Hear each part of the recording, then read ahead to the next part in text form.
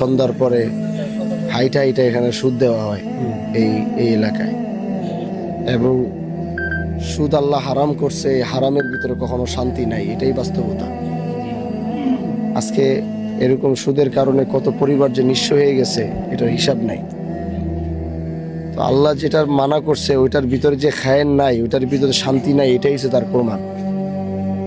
আল্লাহর নিষেধ করা কাজের ভিতরে মানুষ যদি শান্তি খুঁজে আর এখান থেকে যদি রিজিক খুঁজে, তাহলে সে কখনো এখানে রিজিকও পাবে না, কখনো এখানে শান্তিও পাবে না। এই উবেদপুরের বিষয়টা এইভাবে সামনে আসার পর খুব কষ্ট পাইছি যে এখানে এভাবে যদি হয়, আর যারা এই কাজগুলো করে তাদের এই কাজগুলো এখন সময়ের দাবি হয়ে গেছে, এগুলো এখন বন্ধ হওয়া প্রয়োজন। মানুষ এখন অতিষ্ঠ হয়ে গেছে। ভাই 2 বেলা না খেয়ে থাকেন, সমস্যা তো নাই। আগের কালে মানুষ না খেয়ে আসছিল না, একদিন না খেয়ে আসছিল, আরেকদিন দরকার হলো ভাত পাই নাই, ফ্যান খাইছে, ফ্যান খেয়ে হলো খিদাটারে নিবারণ করে রাখছে। আগের করছেন না স্বাধীনের সময়, তো আমার বাবার কাছ থেকে আমি গল্প শুনছি যে আমাকে বাসার থেকে শুধু ফ্যান নিয়ে যেত, ফ্যান খাইতো, ফ্যান খেয়েও মানুষ নিজের জীবন বাঁচাইছে, জীবিকা নির্বাহ করছে। কিন্তু এখন এমন কি হয়ে গেছে যেটার কারণে সুদ নিতে হইব, যেটার কারণে সুদ নিয়েই চলতে হবে, মানে মানুষের চাহিদাটা বাইরে গেছে বেশ। এই কারণে এই সমস্যাগুলো সমাজের ভিতরে দেখা দিতেছে।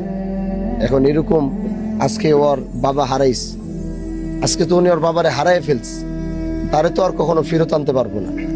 এখন পারলে এটা করতে পারবো যে তার এটা সুষ্ঠু তদন্তের মাধ্যমে সঠিক বিচারটা যেন সুনিশ্চিত হয়, এটা আমি কনফার্ম করতে পারবো। কিন্তু ওর বাবারে তো আর ফেরত আনা যাবে না, তার মানে ওর বাবার আসতেছে না। এখন কি হবে, ওর বাবার এটার একটা সুষ্ঠু তদন্তের মাধ্যমে এটা সঠিক একটা বিচার হবে। কিন্তু এরকম যদি সমাজে চলতে থাকে তাহলে ওর মতো আরো অনেকে বাবা হারায় ফেলবে, ওর মতো আরো অনেকে ভাই হারায় ফেলবে, ওর মতো আরো অনেকে সন্তান হারিয়ে, ওনার মতো সন্তান হারায় ফেলবে। তো এই জন্য এই এলাকায় যেহেতু এই বিষয়টাকে কেন্দ্র করে এমন একটা ঘটনা ঘটে গেছে, আমি বলি আল্লাহ আমারে নির্বাচিত করছেন, আল্লাহ আমারে নির্বাচিত করছে। আর আমি নির্বাচিত হওয়ার আগেই আমার ইচ্ছা ছিল সমাজের এই ক্যান্সার বিধিগুলারে হাত দেওয়া, যেগুলো সমাজে দিনের পর দিন, বছরের পর বছর, মাসের পর মাস যেগুলো চলে আসছে, কিভাবে এগুলো বন্ধ করা যায়, মানুষ একটু স্বস্তিতে থাকতে পারে, মা বোনরা নিরাপত্তা নিয়ে চলতে পারে, যুব সমাজরা মাদকের হাত থেকে বাঁচতে পারে, সমাজে অন্যায় অবিচারগুলো বন্ধ, এই একটা চাওয়া নিয়েই কিন্তু আমি রাজনীতির ময়দানে আসছিলাম।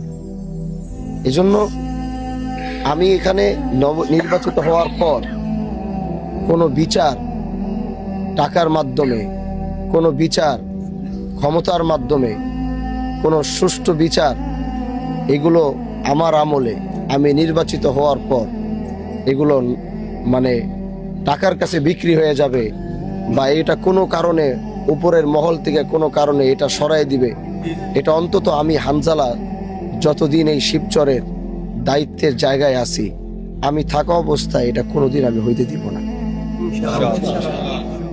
আমার এই আমলে এদেশের মানুষ তার হক বুঝা পাবে, এদেশের মানুষ তার প্রাপ্য বুঝা পাবে, এদেশের মানুষ তার অধিকার সে নিয়ে চলতে পারবে। এটাই আমি সুনিশ্চিত করার জন্যই আমি রাজনীতির মাঠে পাড়া দিছি।